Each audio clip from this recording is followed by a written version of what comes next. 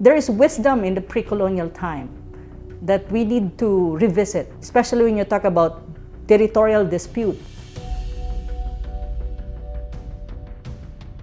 The defeat of the Japanese in the Second World War across Asia Pacific, especially in Southeast Asia, even in China, is something that is important as far as history is concerned, in terms of how countries in Southeast Asia become independent states. And it becomes like a nation state that has their own governance and free from all.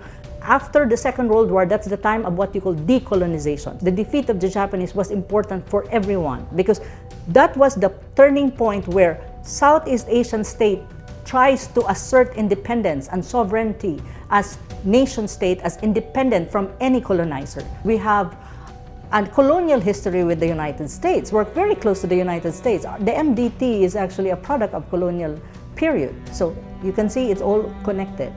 But I think if you take out the United States and its strategic interest in Asia Pacific and also in the South China Sea, I think the South China Sea dispute will never or will refrain from being a flashpoint.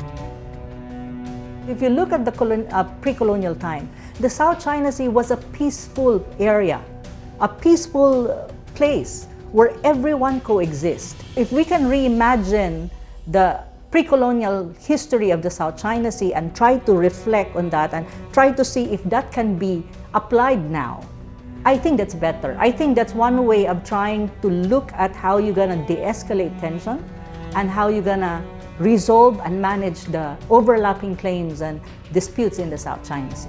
It should not be a zone of conflict, that it is supposed to be a regional common, that everyone benefits from the resources without quarreling.